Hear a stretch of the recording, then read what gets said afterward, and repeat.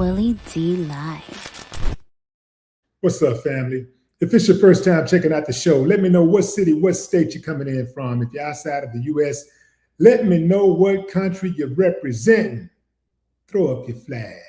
Family, I need you to smash up the likes, smash up the likes, smash up the likes. Also, if you have not done so already on YouTube, after you subscribe, there's a little bell next to your subscribe button. Go ahead and click that thing right now so you can get your notifications each time I drop a new video like this. That way you'll be in the loop. We are simulcasting Facebook and YouTube. I'm gonna let a few hundred of y'all come in, then I'm going in. But in the meantime, in the between time, I'm gonna give some short shout outs to the early birds, starting with African Pride. What's up? What it do? What it do? Jason Perkins. What's up? Handyman Doug, Detroit, Michigan is in the building. Yes. I'll give a couple more shout outs and then we going in, fam, because we got a special guest in the building and he got things to do. So we don't want to hold him up. He got official business to take care of. You dig what I'm saying? Yeah. Larico, what's up? What's up? Laddie, off, what is it? Ladio Silk? Miss Lily Blink. What's up, Miss Lily Blink? How you feel out there? All right, fam. Everybody else is going to have to catch up. I'm going in. I want to bring in our special guest today. Darrell Jordan Jr. is running for Harris County District Clerk in Texas. And he's up against an opponent that some might say that is definitely not in his league. I mean, I ain't no really another way for me to say this, fam. Let me bring Darrell in right quick. Darrell, welcome to the show. Thank you for having me. Absolutely. So you got this guy that you're running up against, this 23-year-old college kid named Alex Maldonado. What separates you from your opponent in terms of experience, readiness, and vision for the role? Well, look, just a little bit about me. I've been a lawyer for 20 years. I served in the military now for a total of 25. I enlisted as a private. I'm currently a major. I've deployed overseas to advise commanders from the lowest level all the way up to two-star generals in Kuwait, Saudi Arabia, and Egypt. And I was blessed to serve as a judge here in Harris County for 8 years. And the role of the office is basically to manage the documents, the legal documents for over 90 courts, and also work with the jury pool. We do jury assembly. So not jury selection that's done by the judges, but deciding out of the 2.7 million people in Harris County who qualify for jury duty, who will be called down. We also handle that. So it's very important. I'm not going to say you got to be a lawyer to do it, but when it comes between someone who's a college student and someone who's been a lawyer for 20 years and just a lot of leadership training and experience, I think the choice should be very clear. Well, for the people who don't know and who don't follow government, what does the Harris County District Clerk actually do, and why does the position matter so much? Well, this is the simplest way I can describe it. Right now, if I were to get arrested and you followed me to the jail to bail me out, it's going to take about 24 to 30 hours before I'm released. Well, the district clerk doesn't have the authority to release people, but the district clerk controls the number of people who are working to ensure that people are released in a timely manner. It costs right now over $100 to keep someone in jail if they're healthy. If they're unhealthy, it can be anywhere from $500 to $600. So imagine all the tax dollars that are going down the drain simply because the release department from the district clerk side is understaffed. So I want to make sure that we go down and we affect simple things like that that are very easy to do. But I just say that people just don't care. And that's why no one has addressed this issue, because it should not take literally 24 to 30 hours to be released from jail. Now, these are people who qualify for release. They've either bonded out or done their time. Could you imagine you think you're getting out at midnight and then they're like, well, no, we're going to take another day to get you out of here? That's just not right. And so I want to go and address as many inefficiencies in the system as I can. So is it the county clerk office, the district clerk office that's understaffed, or is it the county jail that's understaffed, or is it So both? it's the district clerk employees who are working within that jail release process. And so as the district clerk, I can go in and adjust the workflow, the number of staff that are there. They still have papers that are being signed and then carried over to somebody else, and it's 2026. That shouldn't happen. So we have to modernize and update the system. But it's the same reason we don't have AC in prisons in Texas, because nobody cares, and they figure if you got arrested, then you need to do your time and all this other kind of stuff.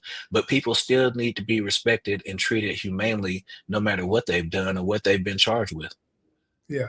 And you mentioned the modernization for the county clerk office, district clerk office. Uh, so what would you do to modernize the office to make it more accessible and efficient for everyday residents? Well, people always ask about access to the office and how to make that better. And what I would like to do is have dedicated computers in libraries and community centers where people can go maybe a mile away from their house, somewhere where they could walk. Because we take for granted that we have cars and internet, but everybody doesn't have a car or internet or the ability to get downtown. And so, if we can put stuff locally for them to access, that would uh, give everybody an opportunity to handle business with the district clerk's office, such as pulling up records or the various other things that the office does. But I want to go a step further and reach out to the three law schools we have in town and to see if they will set up a pro bono clinic where they have third year law students work with licensed attorneys to help guide people. Because what good does it do to have access online to the clerk's office if you log on and you have no idea what these documents say, or they're using lingo that you're not familiar with? Then you really don't have access. So we have to take that additional step and make sure that the people who need access not only have it, but they have someone who's willing to assist them. Now, the district clerk's office can't assist them, but these law schools can. And what that would do is that would give the law students a leg up for when they graduated, because they would be able to say, no, I have experience filing lawsuits. And so that's something we definitely need to do. Yeah. You know what else needs to be done, I think, man? Transparency in government, man. You know, that's a big issue to me. What would you do to make sure that the public knew what was going on behind closed doors? Well, I stole the model from the sheriff's office. Right now, if you log on to the Harris County Sheriff's website, you can see how many people are in jail based on race, their charge, their mental health status. And the same thing needs to happen at the district clerk's office. We need to know how many records have been filed that day, how many lawsuits have been filed. We need to know, because the system works with the state system and the county system. And so we need to know if our system is down in the county, then we need to be responsible for that and say, hey, Darrell is not doing his job. It's been 2 days and the system is down. Or if it's the state system, we need to be able to look at that as well and see. And so everything in the office is not personal business. I tell people anytime I've been in office, you're welcome to ask me about anything that's related to the job, because I chose to be a public servant. And so no one should have to wonder what's going on at the district clerk's office. They should be able to log on and immediately see it in real time. But what happens oftentimes, though, is that when politicians are lobbying for the vote, we see them everywhere. We see the politician on the streets. We see them, you know, they all in the video. They're at the church. They're everywhere you could think of. And they even pop up at the mortuary if you lose a loved one. But the moment you need them to do something, you reach out to them, and then you get the runaround. You get their aides, and they'll call you back, and they're unavailable, and you know you don't even hardly ever see them in public unless they're on the move, right? So, how do you plan to build trust with the people who feel that the legal system don't work for them? Well, look, when I was a judge, I've been on the job maybe a month and a half, and I was in federal court testifying against my 15 Republican coworkers because of the unconstitutional bail practice. Now we have a constitutional bail system here where at least 85% of the people who are arrested for misdemeanors are simply released from jail. They're given conditions, but they're not in jail simply because they're poor. That system was found to be unconstitutional. And we went around and we took the ability away from the misdemeanor court judges to appoint lawyers. Because it's an inherent conflict. You just bought a new house, you got a baby on the way, and the judge is giving you all the work. Are you going to go in there and fight as hard as you supposed to? Are you going to go in there and go off on the judge? Probably not, because you're afraid of losing everything. And so what I try to do is let my work speak for me. Right? That's the way it should be. Nobody should be running for office talking about what they're going to do. They should be talking about what they've already done. And then the people can measure from there. And so, yeah, I may not be able to wobble. I may not be able to give you some turkeys, but I'm going to be able to tell you what you hired me to do. I tell people, if you've been hired to be the head dog catcher, then we don't care about the turkeys. We don't care if you're passing out waters. We care about, are you catching the dogs?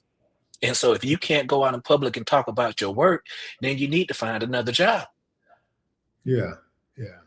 Have you seen the case of the woman in Long Island who was $2 short on a bus fare, and the conductor kicked her off? I think it was not bus fare, but a train fare, I believe. Mm-hmm.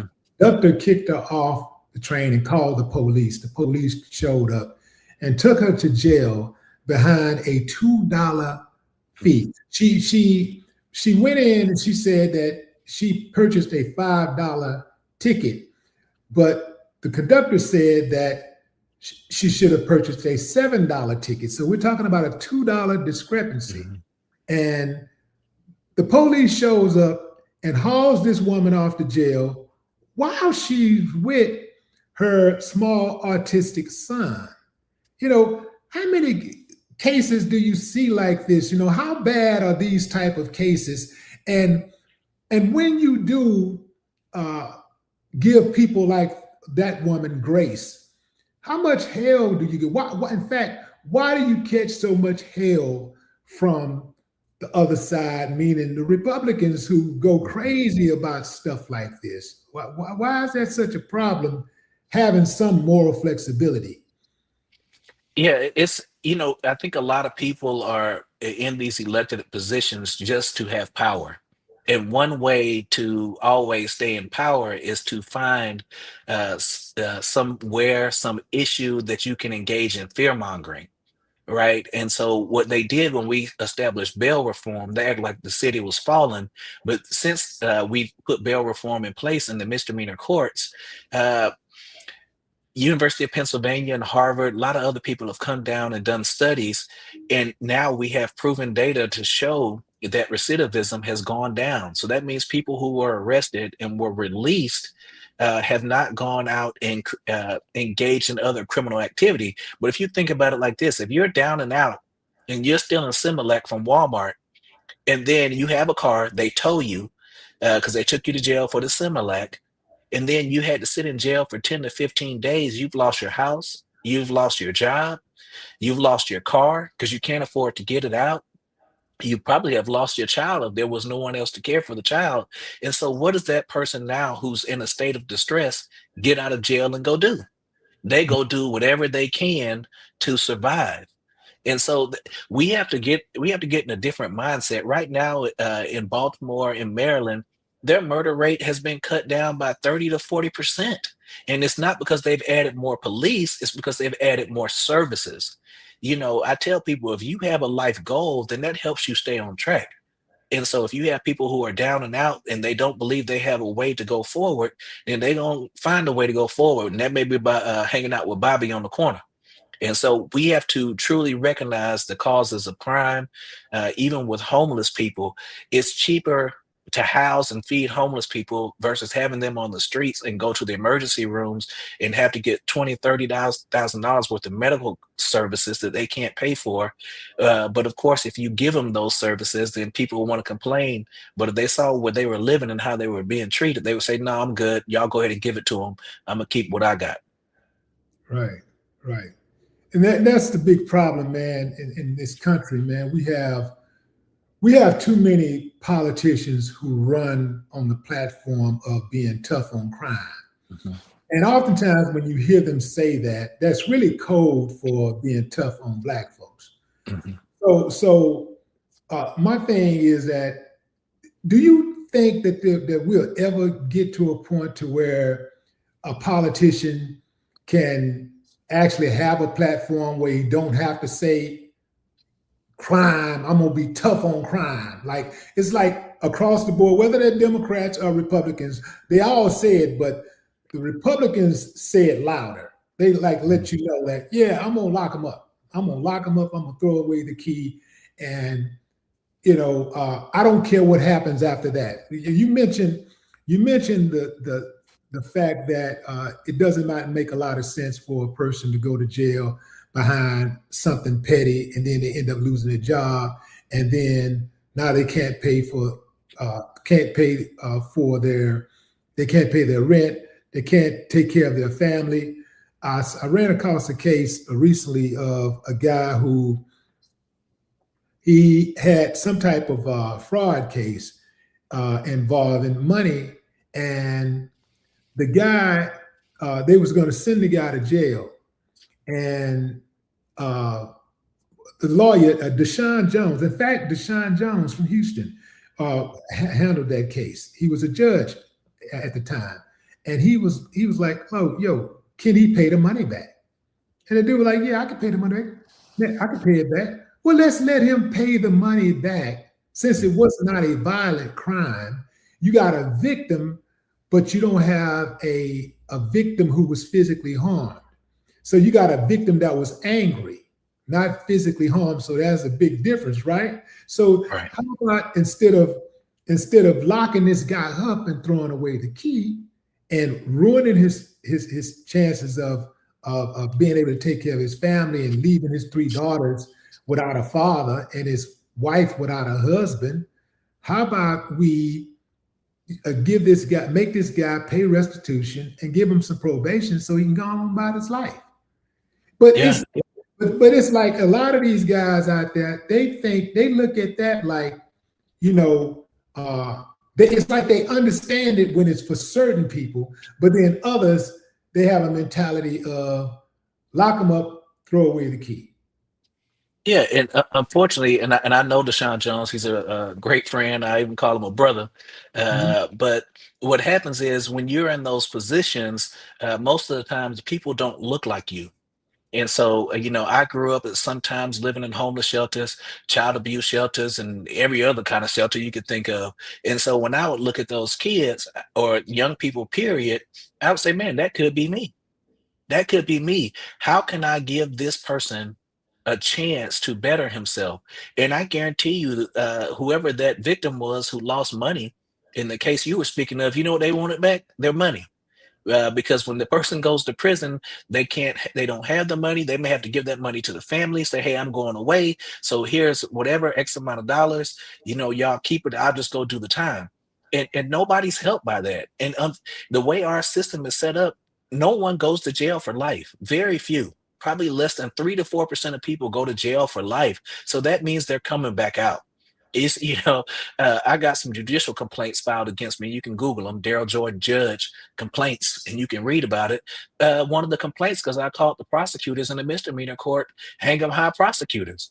They had a homeless guy who thought he owned the gas station, had been arrested 21 times because he kept going to the gas station. And I told him, hey man, just can you watch your gas station from across the street? Because if you go back, you're going to be arrested. And the prosecutor was like, well, Judge, we should max him out and give him 6 months in the Harris County jail. And the guy was schizophrenic and all kind of other bad mental health issues. And I said, wait, have there been medical studies to show that locking somebody up for 6 months fixes their mental health issues? And I think that's the biggest criminal justice issue of our time right now, mental health.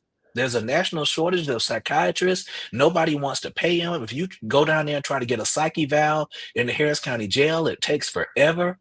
And then when the people come before us in court, and then it's their day to get out, okay, do you have a plan to get your medication? No. Do you have a place to go live? No.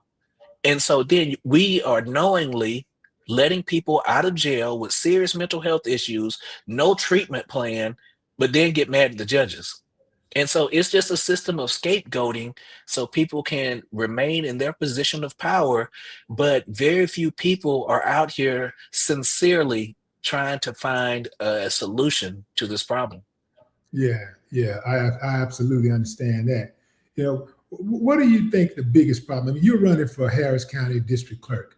Uh, what is the biggest problem in the Harris County District Clerk's office right now that many Well, people might not realize? Well, so let me explain what the district clerk, how it works in real life. So say you've been saving up for 6 months to go get a divorce, and then you go down there and you file your paperwork. You take a petition. Once you file the petition, and then you wait for a citation to serve on the other party. Now, this is something that should be processed in 1 to 2 days. Right now, it's taking 10 to 15 days to get that result back, that citation, so you can go serve it, right? So that's when the processor come up, walk up to you and be like, "Hey, how you doing, Darrell Jordan?" And I say, "Yeah." They just say, "Oh, bam, you've been served," right? That's the citation. And so there's a extreme backlog with the citations. And then in court, where a judge signs an order, so it says, "Hey, you've been ordered to pay $10,000 because you wronged this party in a civil situation." Well, those orders are taking 10 to 14 days to be signed. And Mhm. so the problem with that is, if you were to file an appeal and say the appellate deadline was 30 days, well, it took 10 days after the order was signed for it to be published. So it does no good to know when the judge signed the order. It doesn't matter until you can actually see it. And that's what I mean by published. And so then that lawyer's behind the eight ball, trying to make things happen. And both of those systems, or the process rather, is very simple. It's just that no one cares. It's no one cares. That's gonna be my first thing when I go to work on the first day. "Hey, from now on, you guys will publish the orders within 24 hours of them being signed." And so it's just, in government, they always say things take forever. And I just believe that things take forever because most of the people in the positions don't care. I mean, in Harris County, you get a pension. I mean, and so you just keep showing up, and one day you're gonna be in retirement collecting your check. But it has to be more than that. We need true public servants, people who want to serve. I tell people all the time, do not stand up when I walk into the room. I've never gone somewhere and my boss stood up for me. And so I don't want you guys, I don't want you guys standing up for me. We have to reverse. Yeah, We say have to it. reverse how we look Yeah, at elected officials. You're a servant. You're a yeah. servant. What are you here to do for me? I don't need, don't get me no water. Don't do a thing. And I was at this debate the other day, and there was some employees in there from the district clerk's office. I said, "My name is Darren. When I get to the office, I'm another teammate." And that's thankful for my mom. She told me I was somebody when I was a kid. So Daryl is fine. You don't have to call me anything. Now, I tried that when I was a judge, and the bailiff put her hand on her pistols. He said, "No, everybody in this court calling you judge." And I just said, "Okay." But this is a different situation. So, hey, I'm just another team member. And that's what we got to do, change the culture at the clerk's office. So when one office is down, one department is down, then we're all down. We all go over there. We all get to work. And I told those employees, I said, when something goes bad at the office, that's on me as the leader, because I should have known about it and I should have fixed it. And every positive thing that happens in that office is because of you all. And that's how you lead a team. And you get people, in the Army, you'll be fresh out of college, a young lieutenant, and then you'll go there to a unit and you have people who have served 20 plus years, and you go there trying to boss them around. They teach you real quick by letting you bump your head over and over again that you need to listen to us, the people with the experience. And so that's what I want to do. Go in, coalesce, get the team together, and let's start working for Harris County and make this office the model for the country.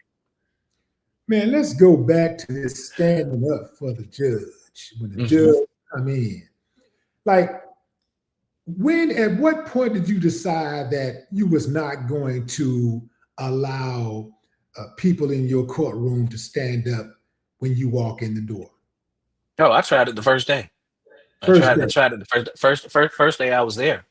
the first day, and then I had, and see, that's the thing. You bring in new people, they have new ideas. So normally, what happens if court starts at 8, they start calling the roll. And so if my last name Jordan, and say they moved on from Jordan and they were all the way down at the S's, but I was only 5 minutes late, what they would do is they would revoke your bond. And Right. so I told yeah, I told my staff, I'm like, well, I come to court whenever I want to. I leave when I want to. If I got to take my kids to school, I take them and drop them off, and I get here late. So why would they have a different standard than I have? I said court ends at 12:30 or 1 whenever we close the doors. And so at the end of the day, just tell me what people haven't shown up, and we'll deal with it that way. But we shouldn't penalize for people for things that we don't get penalized for. And that's the public Ooh, servant, that's the public servant mentality, man, right? Versus how you make it this far, bro? Because this ain't like a politician to me, man. This what you got to Google me. So look, I was down there. That's how I was living as a judge, and then they arrested me. They literally arrested me for making a judicial yeah. decision. And I'm talking about, this is how bad it was. They waited 3 days before the statute of limitations, and then they indicted me on Monday, dismissed the case on Thursday. Right. And that's because I was interviewing with these national people. They wanted me to run for DA because they said I would be a reformer. Right. And so, but after that, nobody would touch me. They walked around saying I was damaged goods and everything. And, and so that's what they do. So that's why, the rap song, The Story of O.J. Simpson, that's like my theme song. You got to keep it real. It don't matter where you are. When you have this skin tone, they will check you and let you know. But I'm not backing down. I'm stepping right back into it. The clerk's office has 600 employees and has a $68 million budget, size of a mid-sized corporation. And it's my goal to go in there and demonstrate all of my abilities, and show them that they made a mistake when they counted me out. You have a lot of people that get frustrated with these court backlogs and delays. What do you plan to do to speed up the process without cutting corners? Right. So what I want to do is, anytime we have a backlog, I want our system to timestamp the documents. So if they have to go through 4 departments before they're completed, then I want to know, how long was it here? How long? Okay, in this third step, how long was it there? And then go down there and talk to the people. Go down there and work side by side. I told my campaign manager, they were like, "Well, Judge, they're moving the district clerk's office out of the courthouse." I said, first of all, I don't care where my office is. It doesn't have to be in a courthouse. It can be outside. Just give me a table and a computer, because I'm a public servant and I'm signing up to work. But on top of that, I told her, I'm not going to my office on the first day. I'm going down to the citation department that's behind. I want to go down there and show them what teamwork looks like. I want to change that mentality. And so that's just how I want to address it. Be transparent in everything we do. Be accountable. Unless there's some legal issue, if you want some information from the clerk's office, you should just be able to come down there and get it. Forget the FOIA request. Just come down there and say, "Hey, can I get this?" Yeah, because what do we have to hide? It's your documents anyway. It's your office anyway. So what do we have to hide? Now, if you want my bank account number, we got to talk. But it's on checks, but who still uses checks? But anyway, but you get what I'm saying. If it's not my personal business, why should we try to protect it or hide it? Now, if it's by law, if it's protected and we can't turn it over, so be it. But anything else, then I want people to have it. I want to be, because if you're indigent, you can get documents for free and all kind of other stuff. And I want to defer, if you say that you're indigent, that you are indigent. Not try to, okay, well, you need to get 2 paycheck stubs. Well, who live at your house? Your mama live at your house? Your boyfriend live at your house? No, nope, then you don't qualify. Uh, Nobody's around here faking on a large scale to be poor. Because I've been poor, and we was at the grocery store spending the food stamps. It wasn't anything that we wanted people to know, but they found out anyway, and I got joked out the next day at school. But so be it. It made me stronger. So here I am. So let's address the elephant in the room since you're here. Mhm. Man, how in the hell does a guy with your resume, you been a lawyer, you've been a judge, you're a veteran, somebody who has put in the amount of work that you've put in. I'm talking about decades in the game. How in the hell do you find yourself in a runoff with a kid, a college kid, who has no resume except for working at Denny's or whatever youngsters do, while they're studying? Like, how do you find yourself in a runoff?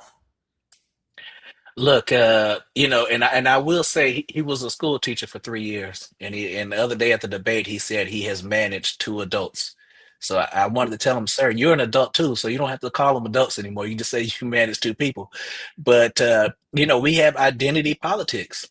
We have identity politics, and that means most people are not educated on the candidates, and so they vote for someone who they can relate to either by name or by seeing them.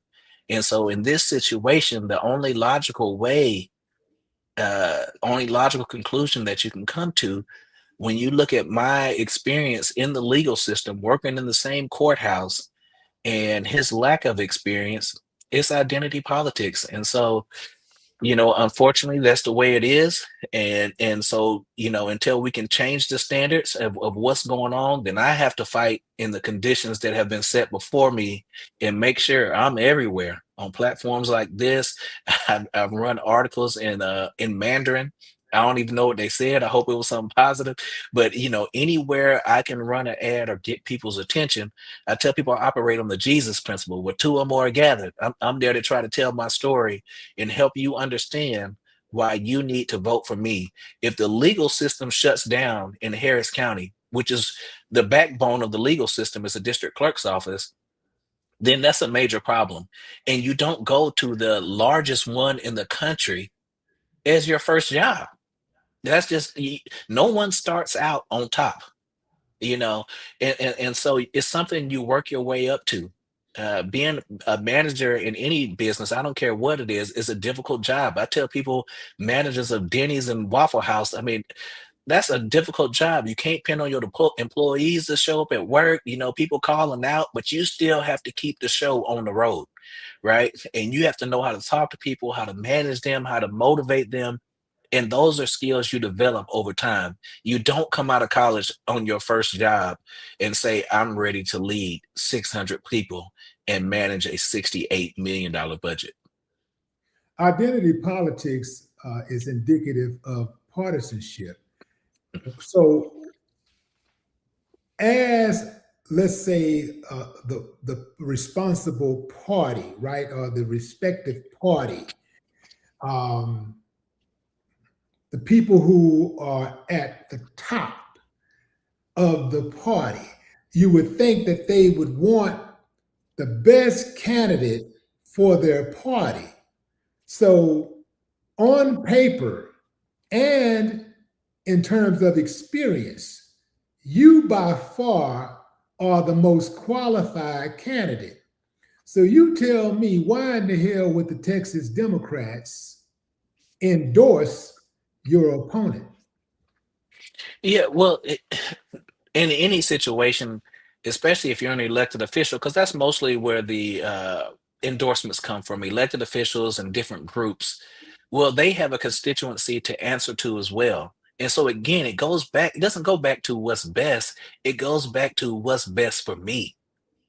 And so they look at the situation, and perhaps what I believe is, they're using this situation to lift themselves up and say, hey, we're supporting this young Latino. And then people come, they say, hey, thank you for supporting him. But then when he shows up to events, none of them come.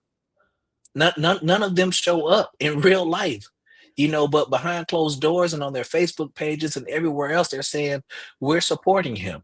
Right. And look, when we were running, full transparency, there were 8 of us and he was young. My son is 21 years old. So I took him under my wing because everywhere he would go, he would say, I'm a school teacher. And I told him, I said, Alex, you are a graduate of Rice University. You need to start your speech off telling people you're a graduate of Rice. And he was like, man, thank you very much. Thank you for helping me. So, and I just thought, young person, stepping out into politics, he needs to be uplifted and encouraged, because I was for certain he wasn't going to win. So I was just like, he doesn't need to walk away from this with such a bad outlook on running for office, because we need new blood in every position, just about. And so uh, I just think that's what it is, because if they were truly helping him, truly supporting him, then they would be at the events. When I go to an event, I have a team with me. I have somebody recording, somebody during breaks giving me notes and all kind of other stuff. And that's what leads me to believe that it's not a genuine desire to support him, or they would be next to him. Hmm. Man, I'm gonna go and call a strike, and ball, a ball. I am of the belief that this young Latino male has forced a runoff with you, a much more qualified candidate with decades of experience, and a young guy. You're a young guy yourself. He's younger, but you're also a young guy. Because we've been talking about getting fresh blood in there, and young guys in there. Guys who wasn't gonna kick the bucket while they were serving their term. I've been sensing a pattern here, like not just in Houston, but across the country. I've spoken to a number of politicians, Black politicians, who have found themselves in a war against underqualified or inexperienced Latino candidates, and they're strictly people are voting for them strictly because they're inexperienced. Now, they are voting for them, in my opinion, strictly because this is a Latino people looking out for Latino people, period. It's like, we don't care if the guy don't have experience. He's Latino, we voting for him. And I suspect that some of that happened when Jasmine Crockett recently lost her bid for Congress. When she recently lost her bid for Senate. I believe that some of that happened because ain't no way this dude was supposed to win. Tallarico. Tallarico. He was not. He was not supposed to beat her. But I do suspect that a lot of people in the Latino community voted for him because he wasn't Black. Not because Jasmine Crockett was not qualified, but also people in the white community too voted for him because he wasn't Black. Which the thing is this: even with all of that, she almost won. So if Black people would have actually came out, the registered voters who are actually qualified to vote, if they had actually came out, she still would have won just with the Black. She wouldn't have gotten any other votes. If she would have only gotten the Black vote, she would have still won. So what I'm trying to tell Black folks is, y'all need to get up off your ass and get out there to the polls, man, because, man, hey, we in this thing by ourselves. I ain't beating around the bush, man. I'm telling you straight up, we in it. We're in this fight all by ourselves. And if we don't get out here and support these candidates, we ain't gonna have no representation. I mean, zero representation. And support don't just mean sharing a meme on social media. Support means, man, pitch in, man. $5, $10, $1, $20, $100, $500, whatever you got. Shoot some money, man. Put some money in the pot because it takes money to get out in front of these other candidates.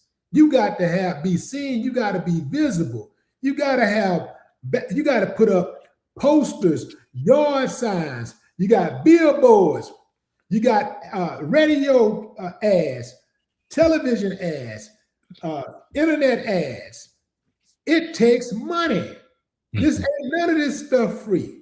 Even if you're trying to get something free, you're gonna have to pay for it up front.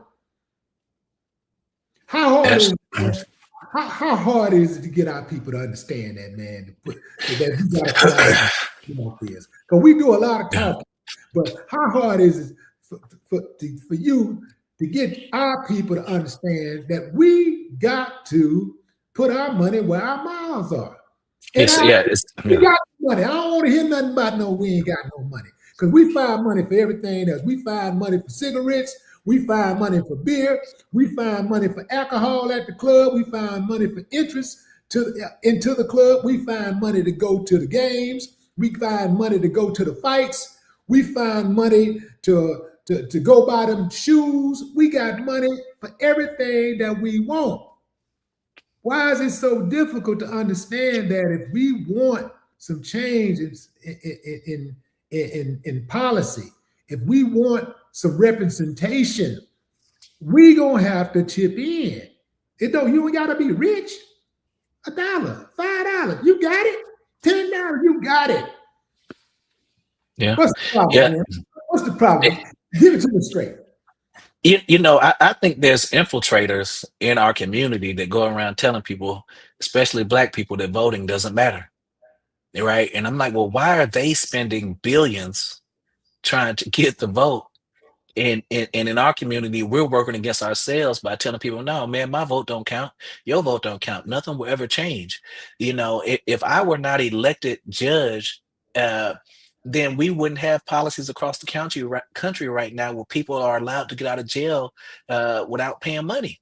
So that's a prime example of the power of going out to vote for qualified people in these roles. But yeah, we will go out and in that same bottle of Tito's that costs $25, we will go to the club and spend $250, $300 for that same bottle. And we have no benefit from it except for a hangover and maybe a good time at night. That's it.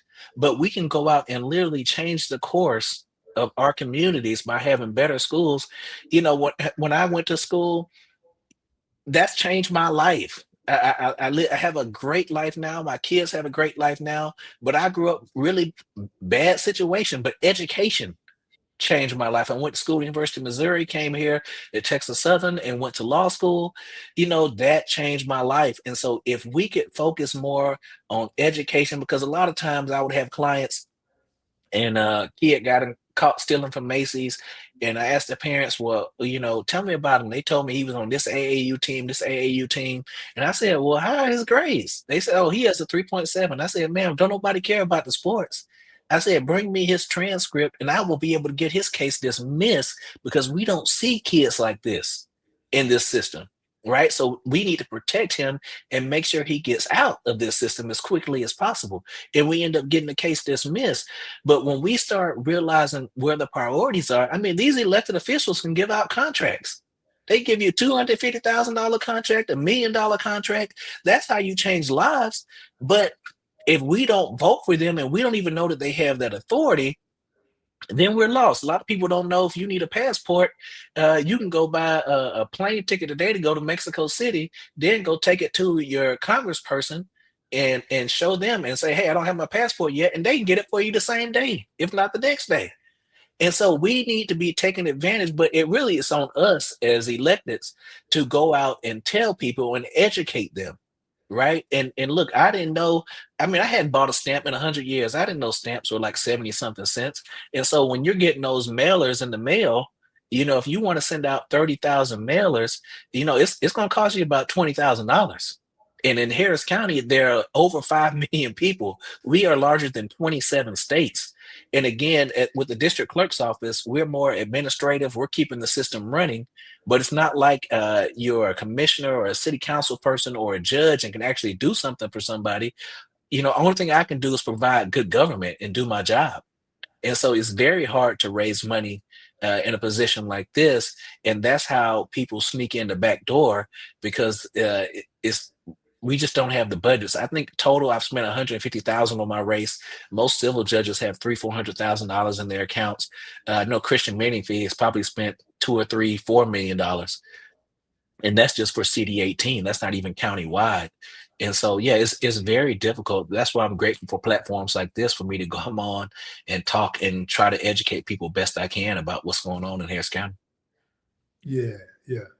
Let's just say you were elected as Harris County district clerk's next chief, let's say that was to happen, what's the first three things, what's the first three changes that you would make? First, I want to do a stress test to our system, to our infrastructure, and find out why does the system keep going down? Because if the system's not up, and I mean the computer system, then we're failing. We're not doing our core function. So that has to be number one. Number two is I want to address the morale issues at the office and provide structure. And once I made the runoff, I started getting emails from employees saying, hey, these are the problems we're facing. What are the solutions? We have people who are being promoted who don't deserve to be promoted. We have people who never show up at work. And they just kept going on and on. And they were like, we're so thankful that you have a military background because we need that structure. And so that's what I want to do. I want to go there and make the district clerk's office the best place to work in Harris County. But it has to start with that morale. And then this is just a pet peeve of me that I want to go fix. The district clerk right now has 2 Suburbans. I don't need a Suburban. They can take that back to the shop. That's government money being wasted.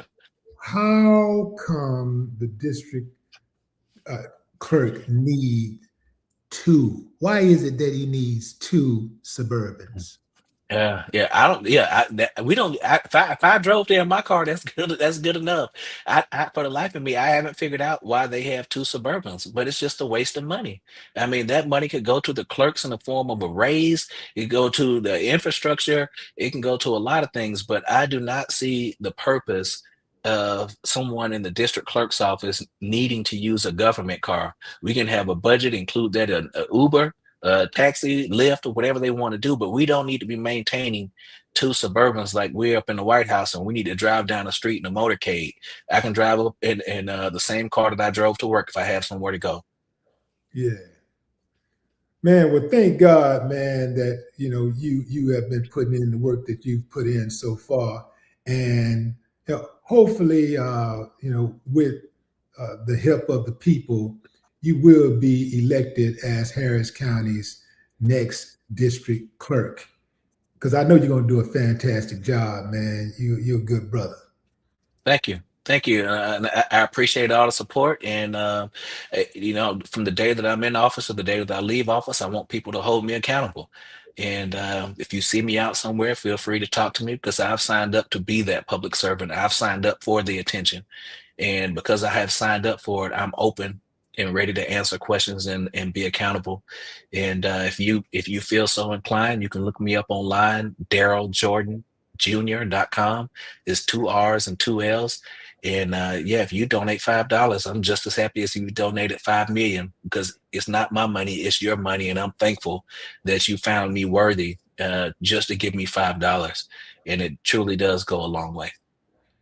My man, appreciate you. Ladies and gentlemen, Thank you. Darrell Jordan Jr. Thank you. Whoa. Wow, man. What a good brother, man. We need that, man. That's what I'm talking about. We need more of that. And I'm gonna tell you something, it ain't gonna just happen with one person. We gotta make this a way of life. We gotta get used to this concept of backing each other. And we got to get used to the concept of paying for representation, just like we pay for everything else. We understand that concept. And with everything else in life, we understand the concept of putting our money where our mouth is. We understand that concept. If we want some shoes, we know we're going to have to pay for it. If we want some clothes, we know we got to pay for it. We want a haircut, you know we got to pay for it. I ain't got to pay for it. But if you want a new phone, you got to pay for it. You got to pay for it. You want a place to live, you got to pay for it. You want to date that woman, you got to pay for it. At the very least, you're going to have to be able to buy her something to eat. You're going to have to be able to buy her something to eat. You're going to have to be able to help pay some bills, man. You got to pay for it. Got to do something. Hey, man. Money make the world go around, man. And this is why a lot of these other people, man, they get ahead because they understand that concept. I really don't. What the trip part about this is what really run me hot. When I'm looking at these other people do campaigns and stuff, they just put the message out there and that's it. They just put the message out there and their people find it, they go flocking. I even see the same thing like when, let's say, some of these other YouTubers, not black, other YouTubers, when they have when they have merchandise, they got a book coming out, they got an event, man, when they say that this is what's going on, man, them people they be flocking, donation, man, them people donate, they ain't got to ask for nothing. They put their link up there and boom, them people in there donating. They do a Patreon, they got I don't know how many people. Sometimes they don't even have a channel. Sometimes their channels don't even have more than 50,000 people, but they got more subscribers on their Patreon than a black YouTuber who has 10 times the amount of subscribers. They just really understand the concept of backing each other. If you look at every time something happens when it comes to race relations in this country, and there's some type of racial tensions going on, these people would jump at the opportunity to fund a GoFundMe or a GoSendMe when somebody kill a black person. They don't even care. We're not even talking about legitimate funding, like if, let's say, a white person is down on their luck and it's a heartbreaking story or whatever, and it makes the news. I'm not even talking about that. That's all good. That's cool. That's honorable. They will donate. But then you got these other people who will donate to uncivilized mutts who murder black people, whether it be a police officer or anybody else. If they murder somebody black people are up in arms, they will immediately start funding that person. They can be the worst person in the world. You saw what happened with Kyle Rittenhouse? I think he raised over $1 million. The same thing with the dude, Reginald Denny. Not Reginald Denny, what's the dude? Penny, the Penny dude. In the dude who choked the guy in New York City on the subway. That dude killed a man, just straight up murdered a man. And they donated over $1 million to his GoFundMe. We can have a situation, the same type of situation, where a black person kills somebody that's not black, and it's like we scared to donate to them if they need donations. We scared to donate to them. I'm not saying that it's right or wrong. I'm just saying how they operate versus how we operate. They look after their own no matter what the situation is. Now, I suspect that the ones who donate to the Uncivilized Mutts Fund donates because they want to make sure that when people kill black people, that they're not alone. They're not alone. They still can pay their bills, and if they're a police officer, they can get paid twice. They can get whatever back pay, and they can come up off a nice little lick. That's how they operate.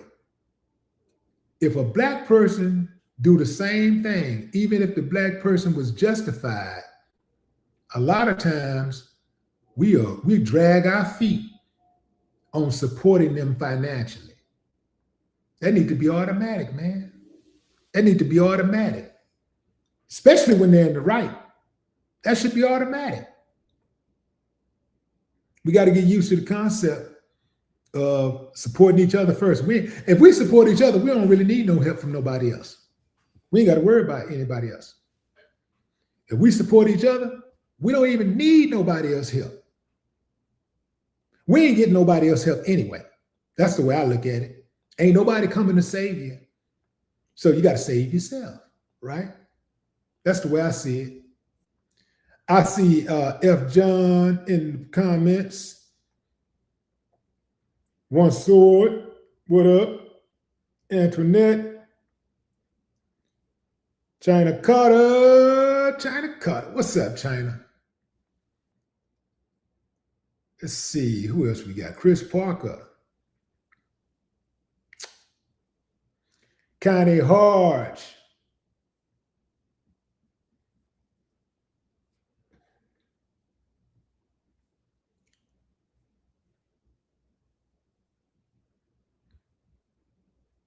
Ahmed Whitney.